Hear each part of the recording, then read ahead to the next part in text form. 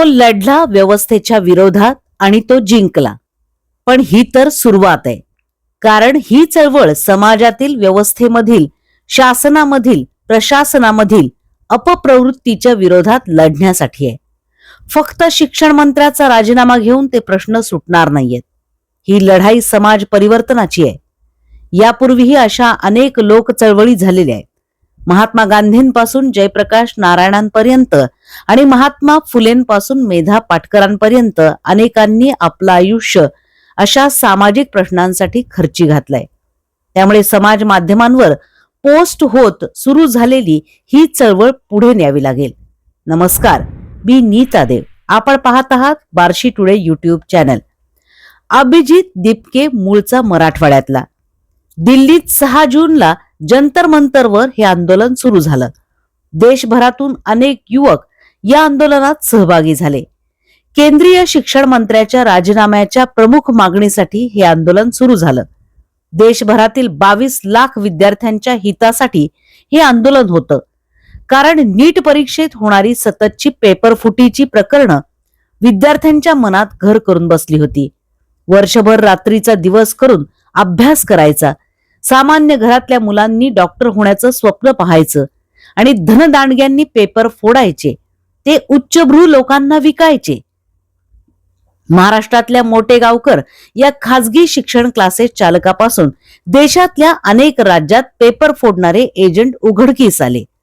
अगोदर शिक्षण संस्था चालकांनी शिक्षणाचा बाजार मांडला आणि नंतर या विकाऊ समाजकंटकांनी पेपर फोडून विद्यार्थ्यांच्या आयुष्याचा अक्षरशः खेळखंडोबा केला.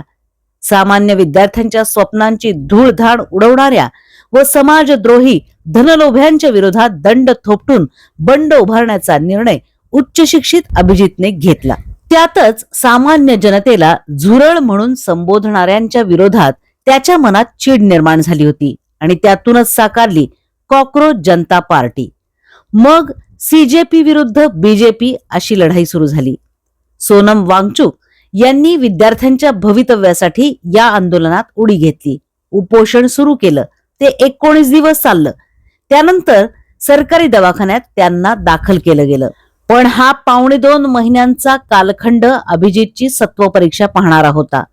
वेगवेगळ्या राज्यातून येणाऱ्या विद्यार्थ्यांच्या गराड्यात राहताना अनेक वेळा अभिजितला भाऊक होताना लोकांनी पाहिलंय. पण वेगवेगळ्या जाती धर्माची आणि भाषेची पोरं त्याच्यावर मरतायत हे सर्वांनी पाहिलं. वांगचुक यांच्या उपोषणामुळे देशभरातलं वातावरण तप्त झालं. संसदेत गोंधळ झाला. अरविंद केजरीवाल पासून राहुल गांधींपर्यंत, ठाकरे बंधूंपासून पवार पिता कन्यापर्यंत अनेकांनी या आंदोलनाला भेट दिली. हे आंदोलन देशातील समाज जीवन ढवळून टाकणारं ठरलं. अखेर केंद्रीय शिक्षण मंत्र्यांनी राजीनामा दिला. विद्यार्थ्यांच्या लढ्याचा विजय झाला.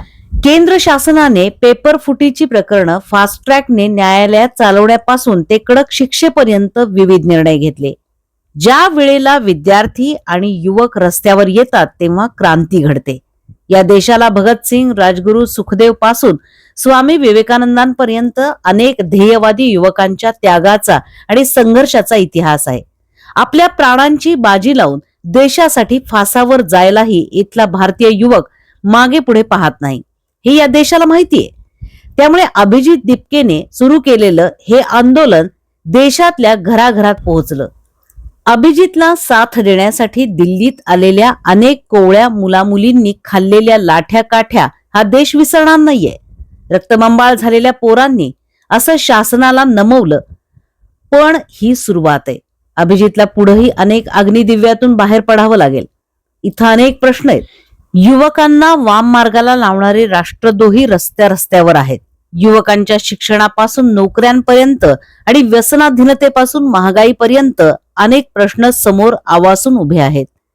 जगातला लोकसंख्येमधला युवकांचं सर्वाधिक प्रमाण असलेला हा सर्वात मोठा लोकशाही प्रधान देश आहे.